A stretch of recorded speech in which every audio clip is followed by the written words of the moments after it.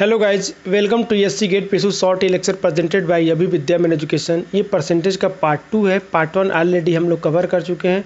I hope आप लोगों को पार्ट 1 पसंद आया होगा। पार्ट 1 थोड़ा सा लंबा हो गया था बच्चों, 1 घंटे का नियरली वीडियो हो गया था। एक्चुअली मैंने कोशिश किया कि जितने भी बेसिक कॉन्सेप्ट हो एक ही वीडियो में आप लोग को दे दूं। एक तरह से वो मास्टर वीडियो है बेसिक कॉन्सेप्ट का, ठीक है। तो जो लोग पूरा वीडियो को अगर देखे होंगे वो ऐसा फील कर रहे होंगे कि मास्टर वीडियो है एकदम बेसिक कैलकुलेशन का, ठीक है। तो पार्ट 1 आपको मिस नहीं करना है। जिन लोगों से पार्ट 1 मिस हो गया है वो नीचे लिंक उनके लिए डिस्क्रिप्शन में दिया है, आप वहाँ से जाके पार्ट 1 देख सकते हैं।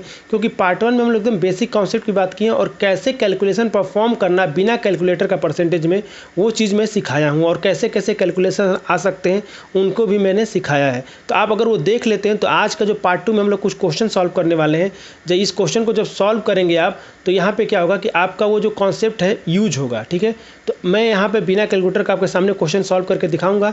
और आज का जो क्वेश्चन मैंने लिया है बच्चों एकदम ईजी लेवल का लिया है। ऐसे क्वेश्चन जो जेई के एग्जाम में आए हुए हैं, सारे क्वेश्चन किसी न किसी एग्जाम से लिया हूँ। जो छोटे मोटे एग्जाम मतलब कि जेई लेवल के एग्जाम होते हैं, जैसे कोई इलेक्ट्रिसिटी बोर्ड का एग्जाम हो गया, आरआरबी जेई का एग्जाम हो गया, और जो भी स्टेट लेवल का जेई का एग्जाम हो गया, तो उसमें इस टाइप के क्वेश्चन आते हैं। कोई ऐसा नहीं सोचेगा कि सर इतना आसान क्वेश्चन क्यों डिस्कस कर रहे हैं। देखो बच्चों, मेरा जो एक दो लोग कमेंट भी किए थे कि सर आपका जो क्वेश्चन, कुछ क्वेश्चन आप इजी सिलेक्ट करते हैं, कुछ क्वेश्चन टफ कराया करिए, या फिर आपकी जो पीडीएफ है उसमें टफ क्वेश्चन दिया करिए। बच्चों मैं एक बात बता दूं, मैं उस लेवल तक आप लोगों को स्टार्ट करता हूं, उस लेवल से, और उस लेवल तक ले जाता हूं जहां तक जाने के बाद आपके पास सारे गेट, इंजीनियरिंग सर्विस और पब्लिक सेक्टर के क्वेश्चन सारे के सारे सॉल्व हो जाए। अब इससे ज़्यादा पढ़ने की ज़रूरत नहीं। अगर इससे आप ज़्यादा पढ़ते हो तो अपने ज्ञान बढ़ाने के लिए पढ़ रहे हैं आप, ठीक है। आप इतना, अगर जितना मैं करा रहा हूँ इतना कर लेंगे तो आपका काम बन जाएगा, ठीक है। तो जो लोग को इंटरेस्ट है मैथ में, उसके लिए एक अलग से मेरा यूट्यूब चैनल है मैथ विथ लॉजिक करके, उसका भी लिंक नीचे डिस्क्रिप्शन में दिया है। अगर आपको मैथ में इंटरेस्ट है आप उस चैनल को सब्सक्राइब कर लीजिए। आने वाले 8-10 दिनों में उस पर वीडियो आना चालू हो जाएगा, तो उसमें आप डिटेल में पढ़ सकते हैं जो अगर मैथ में इंटरेस्ट है तो। लेकिन मैं एक कन्फर्म बात बता दूँ एकदम कि जो लोग GATE, engineering service, public sector की तैयारी कर रहे हैं उनके लिए बच्चों इनफ है। इसी लेवल के क्वेश्चन आते हैं एग्जाम में, पब्लिक सेक्टर में और गेट में। क्योंकि मैं आप लोगों के सामने बहुत सारे क्वेश्चन प्रीवियस ईयर ही लेता हूं, तो आपको ये चीज़ फील हो रहा होगा कि इसी लेवल क्वेश्चन आता है, इससे ज़्यादा लेवल के सीखने की जरूरत नहीं है। लेकिन कुछ लोगों को मैथ में इंटरेस्ट होता है, तो आप नया चैनल को सब्सक्राइब कर लीजिए। वहाँ पे सारे डिटेल में जीरो लेवल से मैं हाई लेवल तक पढ़ाऊंगा। अगर कोई बच्चा बैंक की तैयारी कर रहा है, फिर एसएससी का तैयारी कर रहा है, तो आप उसको रिकमेंड भी कर सकते हैं, क्योंकि एकदम मैं जीरो लेवल से हाई लेवल तक वहाँ पढ़ाने वाला हूँ। कुछ टॉपिक ऑलरेडी हमारे यूट्यूब चैनल पर कंप्लीट हो चुका है, जैसे टाइम एंड वर्क हो गया है, सिलॉक्स हो गया है, वेन डायग्राम हो गया है, रेशियो एंड प्रोपोर्शन हो गया है। अगर आप अभी तक नहीं देखें तो उनके लिए भी लिंक नीचे डिस्क्रिप्शन में दिया हुआ है, आप वहाँ से देख सकते हैं। और उसके लिए प्रैक्टिस करने के लिए पीडीएफ हमारे टेलीग्राम चैनल से डाउनलोड भी कर सकते हैं। अगर आप प्रैक्टिस करना चाहते हैं, और टेलीग्राम चैनल का लिंक भी नीचे डिस्क्रिप्शन में दिया हुआ है। तो बच्चों क्वेश्चन नंबर 1 से स्टार्ट करते हैं। ये क्वेश्चन बच्चों जेई में एग्जाम में आया हुआ है, जेई के लेवल के एग्जाम में आया हुआ है। ये आरआरबी जेई का शायद क्वेश्चन है। मैं यहाँ पे एग्जाम का नाम मेंशन नहीं किया हूँ, लेकिन जो भी क्वेश्चन हम लोग डिस्कस करने वाले हैं ये सारे जेई लेवल के क्वेश्चन आए हुए हैं, ठीक है। बहुत ही ईजी लेवल के हैं, लेकिन ये क्वेश्चन आसान लेवल के हैं। लेकिन इससे मैं आपको ये क्वेश्चन मत देखिए कि आसान है, मैं आपको कैलकुलेट करने का तरीका बिना कैलकुलेटर का सिखाने वाला हूँ। एकदम आसान से आसान तरीके से क्वेश्चन को कैसे सॉल्व करेंगे। आने वाला जो लेक्चर पार्ट 3, पार्ट 4 में हम लोग गेट, इंजीनियरिंग सर्विस में आए हुए जितने भी क्वेश्चन हैं जो अच्छे लेवल के सारे डिस्कस करेंगे। इस पार्ट में अगर आप अच्छे से कॉन्सेप्ट समझते हैं तो उसको अटेम्प्ट करने में आपको आसान लगेगा। वो अटेम्प्ट जब आप करोगे तो आपको लगेगा कि तो बहुत आसान क्वेश्चन आया हुआ है, ठीक है। तो आज के क्लास में हम लोग कॉन्सेप्ट बेसिक क्लियर करते हुए चलेंगे, ठीक है। देखो क्वेश्चन में क्या दिया हुआ है, 18% ऑफ नंबर कितना दिया हुआ है, 720 दिया है। 18% किसी नंबर का दिया हुआ है 720, और पूछा है 81% ऑफ द सेम नंबर, उसका 81% नंबर 81% कितना होगा, ये आपका बताना है। तो बच्चों देखो ये कितना आसान क्वेश्चन है। ये ऐसे क्वेश्चन में पेपर वर्क करने की जरूरत नहीं पड़ती है। अब मैं आपको बताता हूँ कि कैसे निकालना है बच्चों, कैसे सोचना है इस टाइप के क्वेश्चन पे। अगर मैं लेमन लैंग्वेज बोलूँ तो 18% की वैल्यू दिया हुआ है, और 18% की वैल्यू दिया है 720, और आपसे पूछा है कि 81% की वैल्यू क्या होगी अगर लेमन लैंग्वेज में बोलूँ तो। क्योंकि सेम नंबर की बात किया तो उसी नंबर का 18% इतना है, तो उसी नंबर का 81% क्या होगा ये आपको निकाल के बताना है। जब बच्चों हमको 18% की वैल्यू पता है तो 81% की वैल्यू आसानी से निकाल सकते हैं। क्योंकि जब ये हमको पता है तो इसके थ्रू हम लोग 1% की वैल्यू निकाल सकते हैं कि नहीं निकाल सकते। तो 1% की वैल्यू निकालेंगे तो कितनी हो जाएगी, ये 18 से डिवाइड हो जाएगा। 720 को 18 से डिवाइड करोगे बच्चों तो ये 40 आ जाएगा, यानी 1% की वैल्यू 40 आ गई। तो 81% की वैल्यू निकाल सकते हैं कि नहीं निकाल सकते। तो 81% की वैल्यू क्या हो जाएगी, 40 × 81। अब ध्यान से देखो, जो भी नंबर ये मल्टीप्लाई करके आएगा वैसे ईजी नंबर आप मल्टीप्लाई कर सकते हैं, लेकिन आपको एक चीज़ क्लियर होना चाहिए, ऑप्शन रिड्यूस करने का तरीका पता होना चाहिए।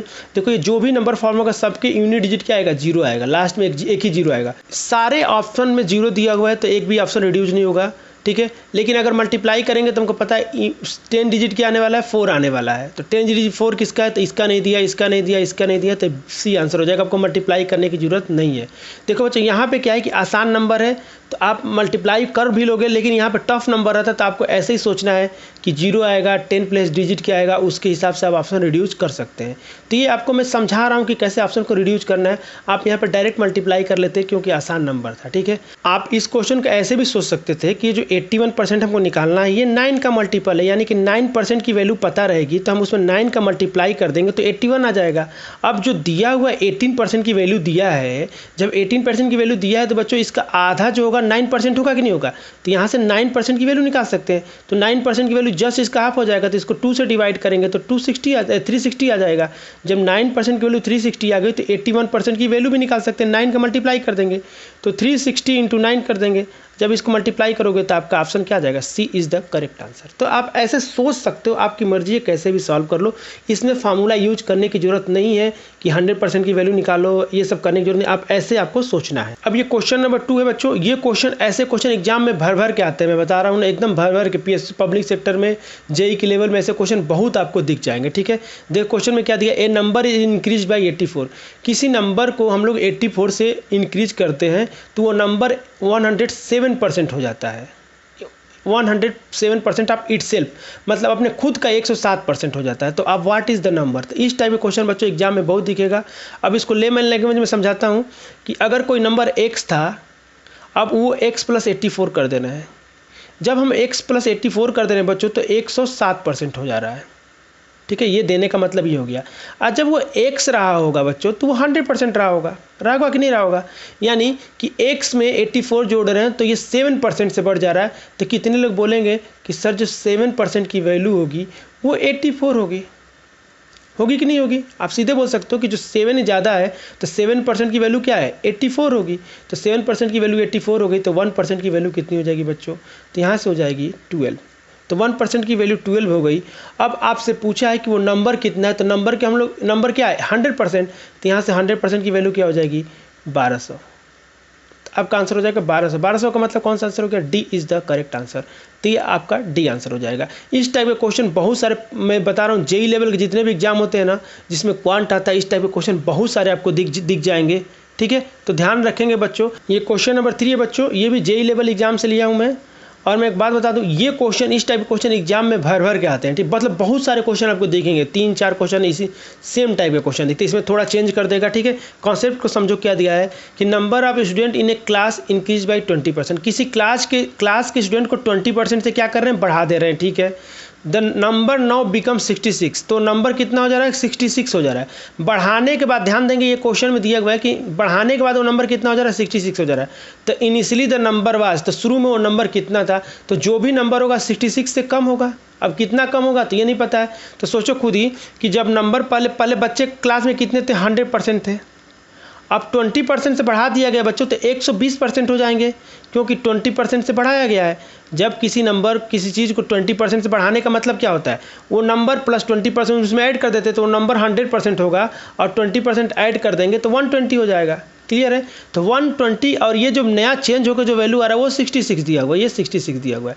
तो 120% की वैल्यू 66 दिया है बच्चों। तो यहाँ से आप निकाल सकते हैं कितने की निकालना है, इनिशियल नंबर। यहाँ से आपको 100% की वैल्यू निकालना है।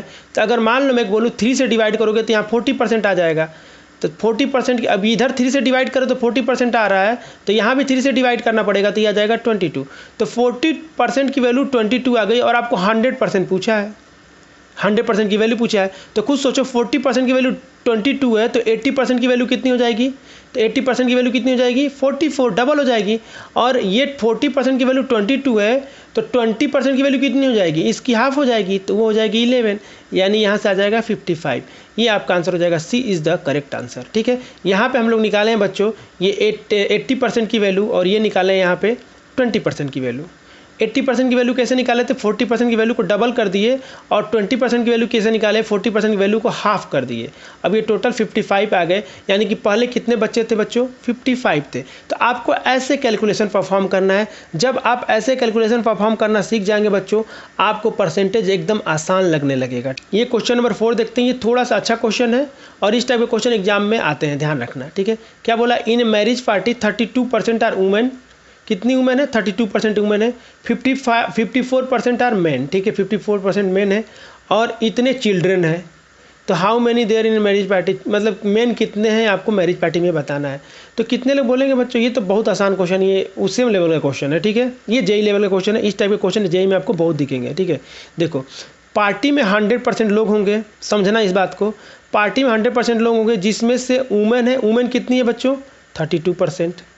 अब ध्यान से समझना, मेन कितने हैं, 54%। अब बच्चे कितने हैं बच्चों, जितने इसमें से इन दोनों को जब जोड़ोगे तो कितना आ जाएगा, इन दोनों को जोड़ने के बाद आप ध्यान से जोड़ो तो हो जाएगा 6 और ये हो जाएगा 86%। जब 86% हो गया बच्चों तो कितना बचा, 14%। तो ये जो 14% आएगा, कौन आएंगे बच्चे, चिल्ड्रन लोग आएंगे। यानी 14% की वैल्यू आपको दी हुई है, कितना दिया है, 196 दिया हुआ है। यही तो बोला है ना, कितने चिल्ड्रन है, जो बच्चे हुए होंगे वही तो बच्चे होंगे। तो 14% कौन हो गए, चिल्ड्रन हो गए। तो 14% की वैल्यू दिया हुआ है। अब पूछा है कि मैन कितने हैं, तो मैन कितने परसेंट है बच्चों, 54%। अब आपसे पूछा क्या बच्चों कि मैन कितने हैं पार्टी में, तो मैन कितना दिया, 54% है। तो कितने लोग बोलेंगे सर 14% की वैल्यू देके 54% की वैल्यू को आपसे पूछ लिया है कि कितना होगा। जब 14% की वैल्यू पता है तो 54% की वैल्यू भी आप आसानी से निकाल सकते हैं, ठीक है। अगर 14% की वैल्यू दिया तो कितने लोग बोलेंगे कि यहाँ से सर 1% की वैल्यू निकल जाएगा, क्योंकि 196 14 का स्क्वायर होता है, तो यहाँ पे 14 आ जाएगा। तो 1% की वैल्यू 14 आ गई बच्चों। तो 54% की वैल्यू कितनी हो जाएगी, तो 54 × 14 हो जाएगी। अब इसको जब मल्टीप्लाई करोगे बच्चों तो यूनिट डिजिट क्या आने वाला है, 6 आने वाला है यूनिट डिजिट। आपको पूरा मल्टीप्लाई करने की जरूरत नहीं है, यूनिट डिजिट 6 आने वाला है। अब इसके आगे क्या आएगा नहीं पता, ऑप्शन देखते हैं। तो यहाँ पे 6 नहीं है, ऑप्शन नहीं हो सकता। यहाँ पे 6 नहीं है, नहीं ऑप्शन हो सकता। यहाँ पे 6 ऑप्शन नहीं दिया तो ऑप्शन नहीं हो सकता। A is the correct answer. तो इस क्वेश्चन का आंसर ए हो जाएगा। आपको मल्टीप्लाई करने की जरूरत नहीं है, लेकिन अगर आप मल्टीप्लाई करेंगे बच्चों तो 756 ही आएगा। मल्टीप्लाई करके देख लेना आप, ठीक है, घर पे। आपको मल्टीप्लाई करने की जरूरत नहीं है, हमेशा यूनिट डिजिट के कॉन्सेप्ट यूज करना। ऑप्शन बहुत सारे रिड्यूज हो जाएंगे। मान लो इसमें 2 ऑप्शन भी रिड्यूज होता था तो 2 ही ऑप्शन में आपको डिसाइड करना होता है। क्वेश्चन नंबर 5 है बच्चों, उसी लेवल का, ये जेई लेवल का एग्जाम में क्वेश्चन आते हैं, ध्यान रखना, ठीक है। In office 40% of staff are female. एक ऑफिस में 40% स्टाफ क्या है, फीमेल है। अब 70% ऑफ फीमेल स्टाफ, जितनी फीमेल है उनके 70% फीमेल स्टाफ है, and 50% of male staff are married, ठीक है, मैरिड है। The percentage of unmarried staff in office, कितने परसेंट है जो अनमैरिड स्टाफ है, आपको ये बताना है बच्चों। तो इस टाइप का क्वेश्चन जब भी आएगा, जैसे प्रीवियस क्वेश्चन भी इसी टाइप का था, जब भी आएगा तो एक ट्री डायग्राम बनाएगा, जैसा कि मैं बनाया था। देखो, टोटल ऑफिस में 100% लोग होंगे, ध्यान रखना। 100 में से बोला गया बच्चों कि जो फीमेल है, जो फीमेल है वो बच्चों कितनी है, 40% है। चलो ठीक है, मान लिया बच्चों। फीमेल के बाद कौन बचेगा, अब मेल ही बचेंगे। तो मेल कितने रहे होंगे, 100 में से 40% फीमेल है तो मेल कितने रहे होंगे, 60% रहे होंगे। अब अगला लाइन में बोला कि जितने फीमेल है उनका 70% फीमेल जो है मैरिड है। तो इसका 70% फीमेल क्या है, मैरिड है। तो बच्चों इसका 70% निकालने के लिए ध्यान समझना, इसका 70% निकालना बहुत आसान है। 40 का 70% निकालना बहुत आसान है, क्योंकि 40 का 10% कितना होगा, तो 10% की वैल्यू 4 होगी, तो 70% की वैल्यू क्या हो जाएगी, 7 गुना हो जाएगी। तो 7 × 4 कितना होता है, 28। तो 28 जो परसेंट होंगे वो जो होंगी मैरिड फीमेल होंगी, मैरिड फीमेल होगी। अब 40% में से 28% मैरिड फीमेल है, तो कितनी बची, अनमैरिड फीमेल बच्चों। तो अनमैरिड फीमेल बचेंगी बच्चों, 40 में से 28 घटाएंगे तो 12% जो है अनमैरिड फीमेल है। सिमिलरली अगर मेल की बात करूँ बच्चों, तो मेल में भी 2 टाइप के लोग होंगे, एक मैरिड मेल होंगे, मैरिड मेल, और दूसरे होंगे अनमैरिड मेल। अब बोला है बच्चों यहाँ पे 50% मेल स्टाफ आर मैरिड। तो जो 60% है इनमें से आधे लोग क्या हैं, मैरिड है। तो यहाँ पे 30% क्या है, मैरिड है। अब आधे जो बच्चे अनमैरिड हो गए। अब आप लोगों से पूछा गया बच्चों, the percentage of unmarried staff in A office, कितने अनमैरिड ऐसे स्टाफ हैं जो कि ऑफिस में काम कर रहे हैं। तो देखो, अगर फीमेल भी बात करें तो 12% है फीमेल में, और मेल में बात करें तो 30% है, लेकिन यहाँ पे टोटल पूछा है 12 + 30 कर देंगे। जब 12 + 30 करोगे तो बच्चे आ जाएगा 42%। तो 42% ऐसे स्टाफ हैं जो कि अनमेरिड है, मतलब D answer is the correct answer. इस क्वेश्चन का आंसर हो जाएगा डी। तो जब भी इस टाइप का क्वेश्चन आएगा बच्चों, आप लोग को एक ऐसे ट्री डायग्राम बनाना। जब ऐसे आप ट्री डायग्राम बना लोगे बच्चों, एग्जाम में आपका क्वेश्चन 100% सही होगा, कभी गलत हो ही नहीं सकता है। ठीक है, आपको ऐसे ही सॉल्व करना, याद रखना, इस पे स्टार लगा लो। इस टाइप के क्वेश्चन एग्जाम में एकदम बहुत सारे आपको दिखेंगे, 2-3 क्वेश्चन दिख जाते हैं कई बार। ठीक है, देखो पब्लिक सेक्टर में क्या होता है बच्चों, जो क्वांट वाला सेक्शन होता है ना, किसी को पेपर बनाने के लिए दिया जाता है, तो वो लोग इतने एक्सपर्ट नहीं होते जितने कि बैंकिंग और एसएससी में होते हैं। उनको कोई भी क्वेश्चन कहीं से उठाते हैं और आपके एग्जाम में दे देते हैं। ठीक है, तो ऐसा हो जाता है कि कई बार, जैसे एक बार याद है मेरे को 2014 में मैं बेल का एग्जाम दिया था। जब मैं पेपर देने गया तो उसमें रीजनिंग था। रीजनिंग के शायद 15 क्वेश्चन थे शायद, मेरे को जहाँ तक याद है।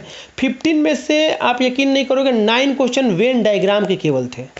ठीक है, तो कई बार एग्जामिनर ऐसा करते हैं कि कहीं से भी एक ही टॉपिक से क्वेश्चन उठा के दे दिए, तो ऐसा हो सकता है। तो एकदम कॉन्सेप्ट आपका एकदम क्लियर होना चाहिए। जब आपका कॉन्सेप्ट एकदम क्लियर रहेगा तो आप 100% क्वेश्चन को सही अटेम्प्ट करेंगे और आंसर भी सही निकलेगा आपका। अब ये क्वेश्चन नंबर 6 देखते हैं बच्चों, एकदम सेम टी डायग्राम पे ही बेस्ड है। देखो अब टू क्वेश्चन किए जो टी डायग्राम पे बेस्ड है, इस क्वेश्चन को भी हम लोग करेंगे, ये भी टी डायग्राम पे ही बेस्ड है। इस टाइप के जब भी क्वेश्चन आते हैं, आप टी डायग्राम बनाओगे तो आप क्वेश्चन ईजिली सॉल्व हो जाएगा। ठीक है, देखो क्वेश्चन में क्या दिया है कि village loss 12% of goats in a flood.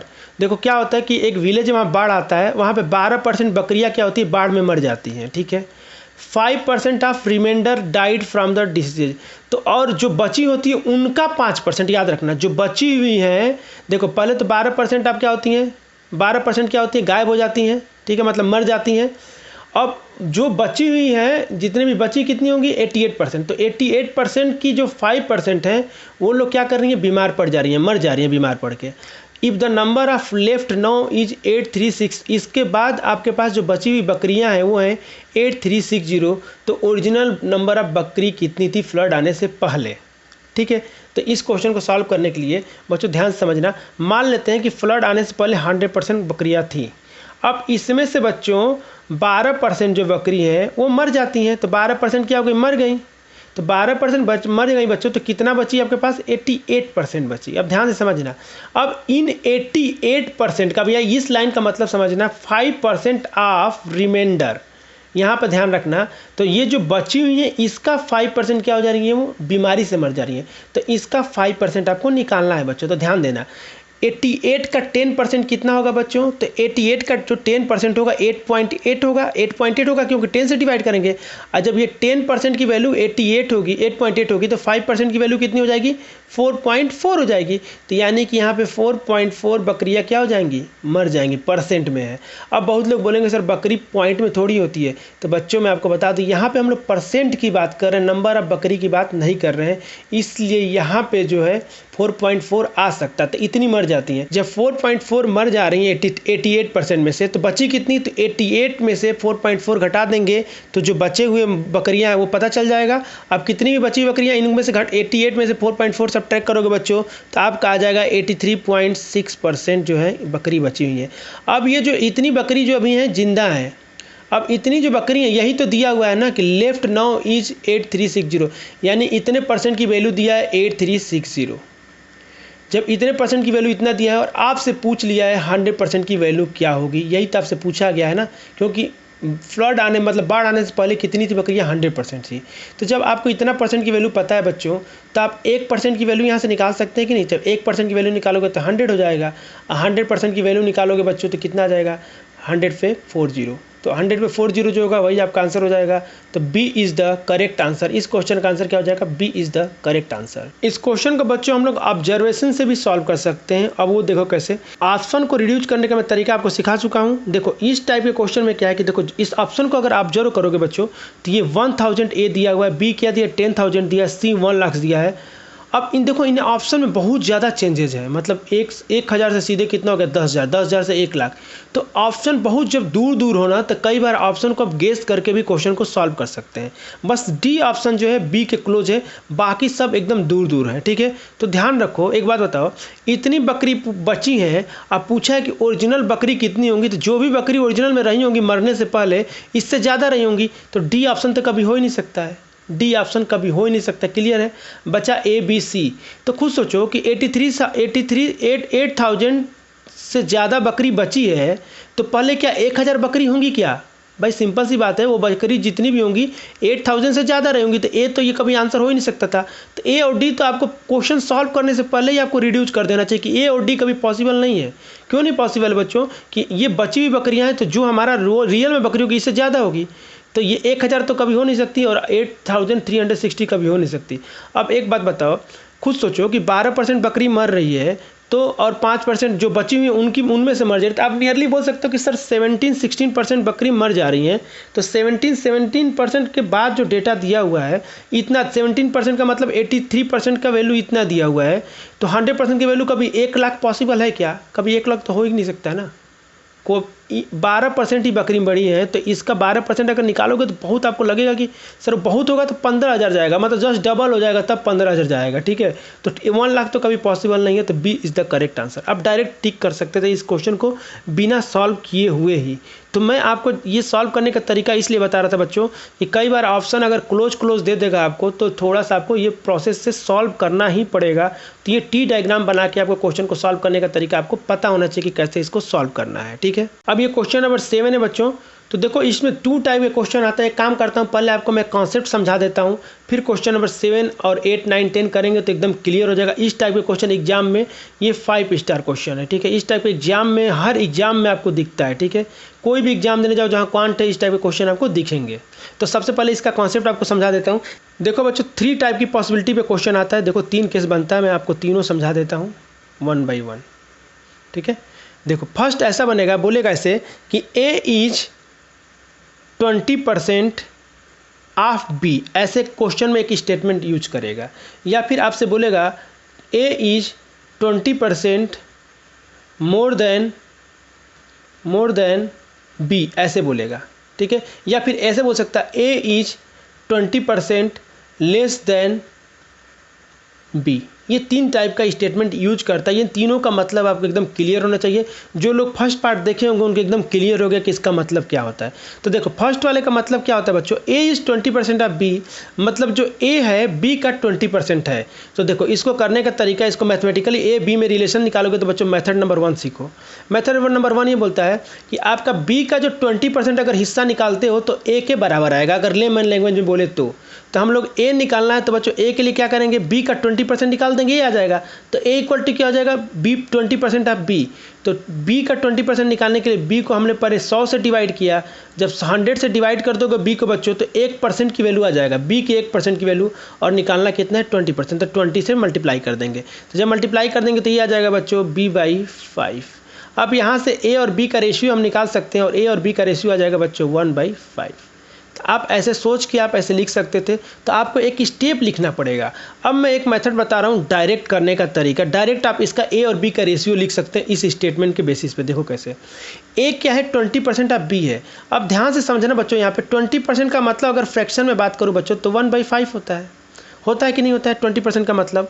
अब क्या है कि a जो है 20% ऑफ b है, तो हम b को कुछ ऐसा नंबर मान लेते हैं बच्चों, ध्यान समझना, b को कुछ ऐसा नंबर मान लेते हैं जो कि 1/5 मतलब 1/5 का मल्टीपल होगा, मतलब वो नंबर 5 से डिविजिबल होगा। अगर वो नंबर 5 से डिविजिबल होगा तो उसको हम लोग आज जैसे मान लो कि मैंने b को 5 मान लिया, तो जब 5 को 1/5 को 5 से डिवाइड करोगे तो कितना आएगा 1%। मतलब ये है बच्चों, दूसरे लैंग्वेज बोलूँ कि 5 का 20% निकालना है तो 5 का 1/5 करोगे, तो 1/5 करोगे तो 1 आ जाएगा, तो 20% की वैल्यू 1 आ जाएगा, तो यहाँ पे 1 डायरेक्ट लिख दोगे आप, तो ये डायरेक्ट ए और बी का रेशियो निकल जाएगा। क्लियर है? फिर से एक बार रिपीट कर रहा हूँ बच्चों, 20% का मतलब 1/5 होता है, तो बी को हमको ऐसा नंबर एज्यूम करना है जो कि जब 1/5 को मल्टीप्लाई करें उसमें, या फिर ऐसे बोले कि 5 का डिवाइड करें तो वो नंबर इंटीजर आए। तो सबसे छोटा नंबर जो बताओ जो 5 से डिवाइड करने पे इंटीजर देगा, तो सबसे छोटा नंबर 5 ही होगा जो 5 से डिवाइड करने पे क्या देगा, इंटीजर देगा।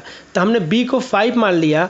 अब 5 जब मान लिया तो इसका 1/5 निकालना है, 5 का 1/5 कितना होगा, 1 होगा, तो a की वैल्यू 1/5 है, तो ये 1 हो गया a की वैल्यू। तो a और b का रेशियो कितना गया। अब इस दूसरे स्टेटमेंट का मतलब समझेंगे, a is 20% more than b का मतलब क्या होता है कि देखो बच्चों ध्यान से, अगर लेमन लैंग्वेज बोलूँ, a b से 20% ज़्यादा है, मतलब कि अगर हम ए को कैलकुलेट करेंगे बच्चों तो जो ए होगा बी तो रहेगा ही रहेगा, अब प्लस 20% ऑफ बी भी होगा, साथ में 20% ऑफ बी भी होगा, तो ए की वैल्यू हो जाएगी, मोर देन लिखा है तो। अब इसका मतलब ये हो गया बच्चों कि हमको बी पहले से पता है यहाँ पे, और 20% ऑफ बी निकालने का मतलब क्या हो गया, बी को 100 से डिवाइड करेंगे और 20 का क्या करेंगे, इसमें मल्टीप्लाई कर देंगे। तो कितने लोग बोलेंगे सर कि इसको जब सॉल्व करेंगे तो ये आ जाएगा बी, आ जाएगा बी की वैल्यू आ जाएगा, बी की वैल्यू निकालोगे तो यहाँ पे कितना आ जाएगा, इंटू बी कॉमन ले लो तो 1/5 हो जाएगा। अब इसको सॉल्व करोगे तो बी आ जाएगा 6/5। यहाँ से ए और बी का रेशियो कितना हो जाएगा बच्चों, ए और बी का रेशियो निकालना चाहिए तो 6/5। तो यहाँ से ए और बी में रिलेशन आ जाएगा, जब ये दिया रहेगा तो ए और बी में रेशियो निकाल सकते हैं। ये तो एक मेथड 1 हो गया जो समझाने के लिए आपको बताया कि इस स्टेटमेंट का मतलब क्या है। अगर हम लोग डायरेक्ट एक मेथड आपको बताने जा रहा हूँ जिससे आप डायरेक्ट ये रेशियो लिखते होगे, लिखने का तरीका देखो बच्चों क्या है, ए क्या है, बी से 20% ज़्यादा है। 20% ज़्यादा का मतलब ये हो गया, 20% को अगर आप फ्रैक्शन में लिखेंगे बच्चों तो 20% का फ्रैक्शन में लिखेंगे तो क्या आ जाएगा, 1/5 हो जाएगा। जब 20% का फ्रैक्शन में लिखेंगे तो 1/5 हो जाएगा। इसका मतलब ये हो गया बच्चों कि ए बी से 20% ज़्यादा है तो हम b को एक ऐसा नंबर मानेंगे जिसको 5 का मल्टीपल हो, ठीक है। तो मान लो हम सबसे छोटा नंबर क्या मान सकते हैं, 5 मान सकते हैं। तो b को 5 से डिवाइड करने पे क्या आएगा, 1 आएगा। या फिर दूसरे लैंग्वेज बोले तो 5 का 20% निकालना आसान होता है, 5 का 20% 1 होता है। यानी कि a क्या होगा, 20% ज़्यादा है, तो 20% ज़्यादा है का मतलब 5 तो रहेगा ही रहेगा, जितना b है उतना रहेगा ही रहेगा। अब प्लस b का 20% इसमें ऐड कर देंगे तो 5 का 20% क्या होगा, 1/5 यानी 1। यानी कि यहाँ पर डायरेक्ट हम लिख सकते हैं 6/5। बस इसमें एक ही ट्रिक है बच्चों कि देखो यहाँ पे a is 20% more than b है, तो 20% को फ्रैक्शन में कन्वर्ट करो, ये 1/5 आएगा। तो b को ऐसा नंबर एज्यूम करो जो मिनिमम नंबर लिखना है जो 5 से डिविजिबल हो, तो सबसे मिनिमम नंबर 5 होगा। और a 20% ज़्यादा है तो b जितना था उतना रहेगा ही रहेगा, उसमें 20% b का निकाल के ऐड करेंगे। तो 5 का हम लोग ऐसा क्यों कर रहे हैं, इसलिए कर रहे हैं कि 5 का 20% मतलब 1/5 निकालना आसान होता है, इसलिए हम डायरेक्ट एक लाइन में इसको लिख सकते हैं। अब थर्ड पॉइंट समझेंगे बच्चों, a is 20% less than b का मतलब क्या हो गया बच्चों। तो a जो है b से 20% लेस है, मतलब कि b जो है उसमें से उसका 20% आप b घटा देंगे, जो आएगा वही क्या हो जाएगा, a हो जाएगा। अगर इसको मैं सॉल्व करूँ तो ये हो जाएगा b माइनस b/100 करेंगे तो 1% b की वैल्यू आएगी, और 20 का मल्टीप्लाई करेंगे तो 20%। अब इसको सॉल्व कर लेंगे बच्चों तो ये आ जाएगा b 1 माइनस 1/5, तो ये आ जाएगा बच्चों b 4/5। अब यहाँ से बच्चों हम लोग a और b का रेशियो निकाल सकते हैं, तो a और b का रेशियो आ जाएगा 4:5, ये हमारा आंसर हो जाएगा, a और b में रिलेशन हो जाएगा। ये तो मेथड 1 हो गया, हमको इतना लिखने की जरूरत नहीं पड़ेगा एग्जाम में, ये मैं समझाने के लिए लिख रहा हूँ कि इस लाइन का मतलब क्या है। अब समझो मेथड 2 से इसको डायरेक्ट हम कैसे लिख सकते हैं। तो देखो a जो है 20% लेस देन b है, तो हमको 20% की वैल्यू क्या होती है बच्चों, ये 20% की वैल्यू कितनी होती है, 1/5 होती है फ्रैक्शन में। तो हमको कोई भी नंबर b को ऐसा एज्यूम करना है जो 5 का मल्टीपल हो, तो b को हम एज्यूम करेंगे 5 का मल्टीपल, मतलब हम सबसे मिनिमम नंबर 5 मान सकते हैं, ठीक है। अब ये 20% लेस है, मतलब कि उस नंबर का 1/5 उसमें से घटाना है, तो 5 का 1/5 क्या हो जाएगा, 1 आ जाएगा। यानी कि उससे कम है तो 5 माइनस 1। ये देखो यही देखो यहाँ पे जो कैलकुलेशन है बच्चों वही कर रहे हैं। ए क्या है b, तो b हमने 5 लिख दिया, और 20% ऑफ b, तो 20% ऑफ b मतलब b 5 है, 5 का 20% कितना होता है, 1 होता है, तो यहाँ पे 1 लिख दिया, तो ये आ गया 4/5। तो ये रेशियो डायरेक्ट हम यहाँ से निकाल सकते थे, यहाँ से, ठीक है। तो ये वाला मेथड टू फॉलो करना है, आपको ध्यान रखना है, ठीक है। तो ये 3 टाइप का स्टेटमेंट यूज करेगा, a is 20% of b, a is 20% more than b, a is 20% less than b। अब यहाँ पर 20% की जगह पर 10%, 25%, 33% कुछ भी हो सकता है, क्लियर है। बस आपको याद रखना है कि एक ये यूज होगा, ये एक यूज होगा और ये यूज होगा, तीनों का मतलब आई थिंक आप लोग को एकदम क्लियर हो गया होगा। जब ये क्लियर हो जाएगा तो आपके आने वाले क्वेश्चन एकदम आसान लगेंगे, और इस पे बेस्ड क्वेश्चन बच्चों एग्जाम में बहुत सारे आते हैं, पब्लिक सेक्टर में तो भर भर के क्वेश्चन आते हैं इस पे, ठीक है, तो ध्यान रखेंगे। अब हम लोग क्वेश्चन पे आ जाते हैं। ये क्वेश्चन नंबर 7 हम लोग देख रहे थे, तो पहले कॉन्सेप्ट समझने लगे थे। अब देखो क्या लिखा है, ये इक्वल लिखा है, ध्यान रखें, यहाँ पर ना ही मोर देन लिखा है ना ही लेस देन लिखा है। तो a is equal to 20% of b, a is equal to 20% of b लिखा है, ध्यान रखना, यहाँ पर ना ही मोर देन लिखा है ना ही लेस देन लिखा है, इक्वल टू यूज किया है। फिर आगे क्या बोला, b is equal to 25% of b, b क्या है, यहाँ भी इक्वल टू यूज किया है। Then what percent of c is equal to a, कितना परसेंट c जो है a के इक्वल है, ये पूछा गया आपसे। तो देखो इस लाइन को अगर हम लोग मैथमेटिकल ए और बी का रेशियो निकालना चाहें तो कितने लोग बोलेंगे सर कि A is equal to 20% of B. तो 20% का मतलब होता है, अभी तो ये शायद हम लोग किए तो तुरंत 20% भी तो हम लोग किए हैं, तो ये यानी 1/5 हो जाएगा। यानी बी को हमको ऐसा मानना पड़ेगा जो 5 का मल्टीपल हो। तो बी को 5 का मल्टीपल मतलब 5 मानेंगे, 1/5 करेंगे तो 1 आएगा, और इक्वल है मतलब कि ए की वैल्यू क्या है, 1 है। ठीक है, तो ए बी का ये रेशियो हमको पता चल गया। सिमिलरली अगर इस लाइन को मैथमेटिकल फॉर्म में कन्वर्ट करना चाहे, बी और सी में रिलेशन निकालना चाहें बच्चों, तो यहाँ पे हम नीचे सी लिखेंगे, ऊपर बी लिखेंगे, क्योंकि सी के रिस्पेक्ट में दिया है 25% की वैल्यू कितनी होती है बच्चों, 1/4। तो सी को हमको ऐसा नंबर मानना है जो 4 का मल्टीपल होगा, और सबसे मिनिमम नंबर क्या होता है, 4 होता है। तो इसका 1/4 निकालना आसान है। 4 का 1/4 कितना आता है, 1 आता है, तो यानी बी 1 होगा। जब सी 4 होगा तो बी कितना होगा, 1 होगा। ये रेशियो हमको पता चल गया। अब आपसे पूछा है कि सी और ए में रिलेशन पूछा है, जब इन दोनों का आपस में मल्टीप्लाई कर दोगे बच्चों तो ए और सी में रिलेशन निकल जाएगा। तो ए और सी का रिलेशन जो हो जाएगा बच्चों, ये हो जाएगा 1/20। जब 1/20 आपको पता चल गया ए और सी का रिलेशन, तो अब जो देखते हैं क्वेश्चन में क्या पूछा है। तो पूछा है what percent of C is equal to A, कितना ए जो है सी का कितना परसेंट के बराबर है, ये पूछा गया है। तो सी देखो यहाँ पर सी 20 है तो ए कितना है, 1 है। तो कितने ले बोलेंगे सर, डायरेक्ट हम यहाँ पे 100 का मल्टीप्लाई कर देंगे तो निकल जाएगा। ए कितना है, 1 है, और सी कितना है, 20 है। तो 120 का कितना परसेंट, यही तो निकालना है, तो 100 का मल्टीप्लाई कर देंगे तो ये हो जाएगा 5%। ठीक है, डायरेक्ट आपका आंसर आ जाएगा 5%। या फिर जो लोग को ये चीज़ नहीं समझ में आ रहा है, ऐसे सोचो कि आपसे पूछा गया है कि ए जो है बच्चों सी का कितना परसेंट है, तो 1/20 लिखा है, आप इसको ऐसे 10 का मल्टीप्लाई कर दो ऊपर नीचे, तो 10/200 हो जाएगा। यानी कि आपसे ये पूछा गया है कि 10 जो है 200 का कितना परसेंट है, आपसे ये पूछा गया है 10 200 का कितना परसेंट है। आप खुद सोचो कि यहाँ पर अगर मान लो यहाँ पे 5 कर दे तो यहाँ पे 100 कर देंगे, यानी कि जब सी 100 है तो ए कितना है, 5 है। तो 100 का 5 कितना परसेंट, 100 का 5 कितना होता है, 100 का 5 कितना परसेंट होता है, तो आप बोलोगे सर 5% होता है, तो आपका आंसर डायरेक्ट 5% हो जाएगा। अगर देखो मेथड से करना तो ये फॉलो करो, और कॉमन सेंस से सॉल्व करना तो ऐसे सोचो, तो ये 5% के बराबर हो जाएगा। क्लियर है ये चीज़। क्वेश्चन नंबर 8 देखते हैं बच्चों। ये क्वेश्चन बहुत ही आसान है, ये जेईई लेवल के एग्जाम में आते हैं, या फिर किसी छोटे मोटे पीएसयू का पेपर देने जाते हैं जो इसका स्टैंडर्ड बहुत कम होता है, मतलब उसमें लेवल ऑफ क्वेश्चन जो होता है बहुत आसान होता है, उसमें ऐसे क्वेश्चन आ सकते हैं। गेट में ऐसे क्वेश्चन आने के बहुत ही कम चांस है, रेयर चांस है। क्वेश्चन को देखते हैं। क्वेश्चन में लिखा है कि 35% of A income is equal to 25% of B income, then ratio of A and B पूछा गया है।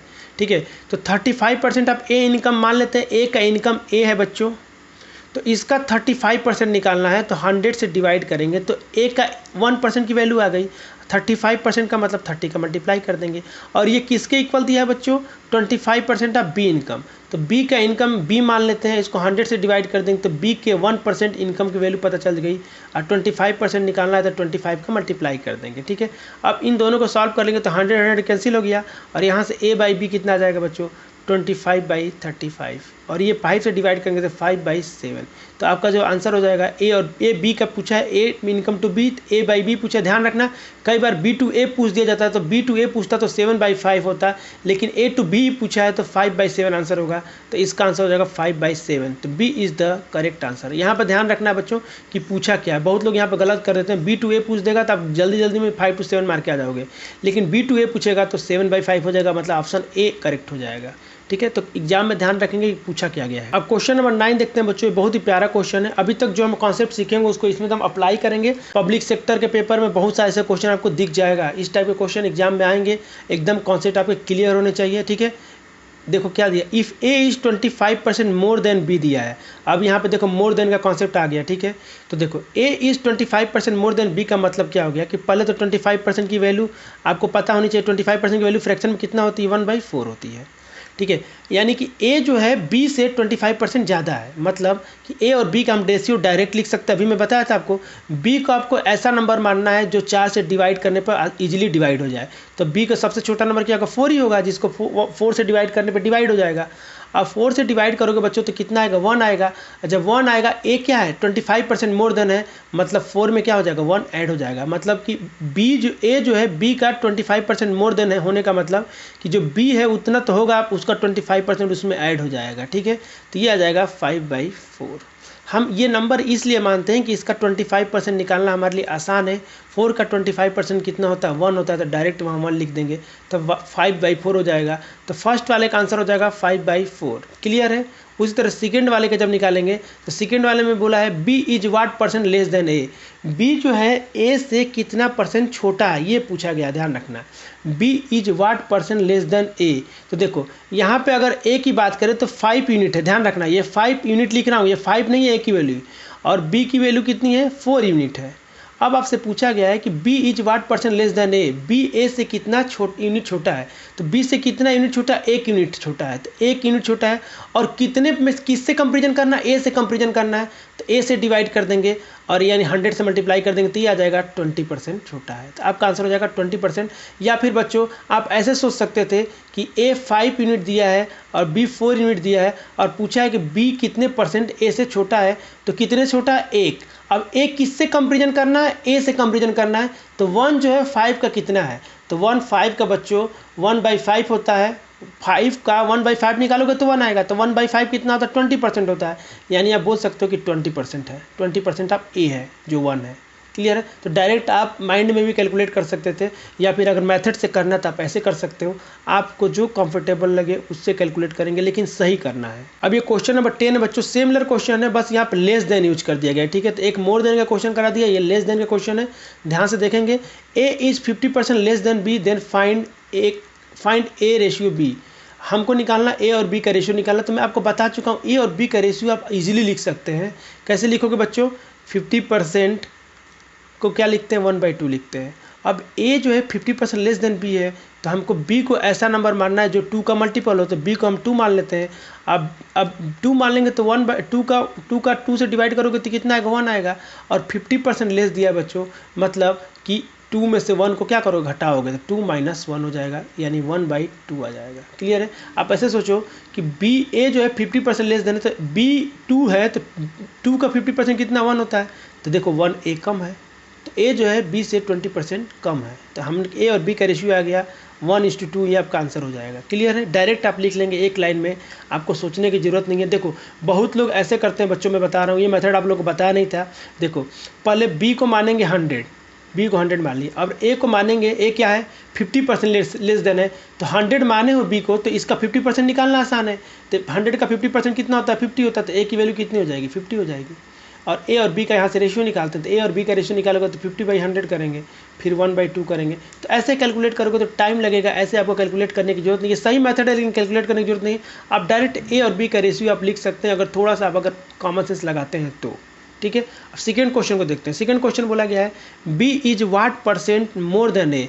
बी जो है ए से कितना ज़्यादा है, तो खुद सोचो, यहाँ पे बी जो है 2 यूनिट, याद रखना ये 2 यूनिट की बात कर रहे हैं, 2 यूनिट है, तो ए कितना है बच्चों 1 यूनिट है। अब पूछा है कि B is what percent more than है, तो बी ए से कितना ज़्यादा है, बी ए से कितना ज़्यादा है बच्चों, तो 1 यूनिट ज़्यादा है। अब 1 यूनिट ज़्यादा किसके रिस्पेक्ट में पूछा है, तो ए के रिस्पेक्ट में पूछा है, तो 1 यूनिट जो ज़्यादा है वो 1 का कितना परसेंट है, तो ए 1 ही यूनिट है, इसका मतलब वो 100% ज़्यादा है। आपका डायरेक्ट आंसर हो जाएगा 100% ज़्यादा है। ठीक है, क्योंकि ए बी का डबल है, सॉरी ए बी का हाफ है और बी जो है ए का डबल है, मतलब ऐसे बोल सकते हो कि बी, ऐसे आप बोल सकते हो कि जो बी है ए से 100% ज़्यादा है, तो वही 100% आपका आंसर हो जाएगा। अगर आप फार्मूला से निकालना चाहते हो बच्चों तो फार्मूले से भी निकाल सकते हो। देखो कैसे निकालोगे, B is what percent more than A, मतलब बी ए से कितना ज़्यादा है बच्चों, तो बी ए से कितना ज़्यादा, 1 यूनिट ज़्यादा है, 1 यूनिट ज़्यादा है। ठीक है, 1 लिख लिया। और उसके पूछा है कि किसके रिस्पेक्ट में पूछा है, ए के रिस्पेक्ट में पूछा, तो ए कितना है 1 है, तो 1 का डिवाइड कर दिया और 100 का मल्टीप्लाई कर दिया, तो ये आ जाएगा 100%, यही आपका आंसर हो जाएगा। तो इसका आंसर क्या हो जाएगा 100% हो जाएगा। तो आई थिंक ये 10 क्वेश्चन जो मैं लिया हूँ इससे आप लोग का बेसिक्स एकदम क्लियर हुए होंगे। ये 2 क्वेश्चन में होमवर्क दे रहा हूँ बच्चों, होम क्वारंटाइन वर्क 1 और होम क्वारंटाइन वर्क 2, ये दोनों क्वेश्चन को सॉल्व करना है और कमेंट करके आंसर बताना है। आंसर कमेंट करने का तरीका मैं बता चुका हूँ, HQW आपको लिखना है, पहले का आंसर लिख रहे हो तो पहले का आंसर लिख देना, HQW जो लिखना है सेकेंड वाले का आंसर लिख देना, जो आपका मान लो फर्स्ट वाले का ए आंसर है तो ए लिखना है, और ये कितना है 30% है। और ये जो सेकेंड क्वेश्चन है बच्चों न्यूमेरिकल डेटा टाइप क्वेश्चन है, मतलब आपके गेट के एग्जाम में न्यूमेरिकल डेटा टाइप के क्वेश्चन होते हैं, वहाँ पे क्या करना पड़ता है, डेटा को फिल करना पड़ता है, तो वहाँ पे ऑप्शन नहीं दिया रहता है। तो वैसे ही क्वेश्चन ये है, आपको यहाँ पे क्या करना है, आंसर निकालना और आंसर डायरेक्ट लिख देना। मान लो इस क्वेश्चन का आंसर 20% आ रहा था, 20% लिख देंगे। क्लियर है? तो ये ऐसे कमेंट करके बताना है। और जो लोग सीरियस हैं गेट के लिए, उनसे मैं उम्मीद करता हूँ कि वो लोग ज़रूर कमेंट करके आंसर को बताएंगे। देखो, जब आप आंसर कमेंट करते हो बच्चों, तो मुझे लगता है कि कुछ सीरियस बच्चे हैं जो गेट की प्रिपरेशन कर रहे हैं। ठीक है, तो ध्यान रखेंगे, जो लोग सीरियसली प्रिपरेशन कर रहे हैं वो कमेंट करके आंसर ज़रूर बताएंगे। और ये वीडियो आप लोग को अच्छा लगा है तो लाइक करें, कमेंट करें, और हो सके तो अपने फ्रेंड्स को रिकमेंड भी करें, ताकि ज़्यादा से ज़्यादा इस चैनल पे लोग जुड़ सके। इस चैनल से ज़्यादा लोग जुड़ेंगे तो मैं इंजीनियरिंग मैथमेटिक्स भी स्टार्ट कर दूंगा साथ में। ठीक है, तो ध्यान रखना है, ज़्यादा से ज़्यादा लोग आप लोग को जोड़ेंगे तो आप ही लोग का इसमें बेनिफिट है। अगर आप अभी तक हमसे सोशल मीडिया पर नहीं जुड़े हैं तो फेसबुक पेज को फॉलो कर लीजिए। इस पेज पे डेली मैं एक क्वेश्चन पोस्ट करता हूँ, तो आपको डेली एक क्वेश्चन मिल जाएगा। और अगर फेसबुक नहीं चलाते हैं तो इंस्टाग्राम पे फॉलो कर लीजिए। ठीक है, तो यहाँ पे भी सेम क्वेश्चन पोस्ट होता है, तो दोनों जगह में से कहीं भी आपको एक जगह कनेक्ट हो जाना है। और बाकी सारे अपडेट के लिए बाकी PDF हो या फिर कोई वीडियो अपलोड होता है तो उसका लिंक सब इस टेलीग्राम चैनल में शेयर किया जाता है। तो आप टेलीग्राम चैनल को ज्वाइन करना ना भूलें, सबका लिंक नीचे डिस्क्रिप्शन में दिया है, आप वहाँ से ईजिली ज्वाइन कर सकते हैं। अगर किसी बच्चे को वीडियो से रिलेटेड या फिर किसी क्वेश्चन में कोई डाउट है बच्चों, तो आप इंस्टाग्राम पर मुझे मैसेज कर सकते हैं या फिर फेसबुक पेज पर आप मैसेज कर सकते हैं। जब भी मुझे खाली टाइम मिलेगा ज़रूर मैं आपका रिप्लाई करूँगा। 1-2 दिन में रिप्लाई, मोस्टली 1-2 दिन में कर ही दूंगा। ठीक है, तो ध्यान रखेंगे कि किसी कोई डाउट है, कुछ पूछना है तो आप इस फेसबुक पेज पे आप मैसेज कर सकते हैं या फिर इस इंस्टाग्राम पेज पे भी मैसेज कर सकते हैं आप।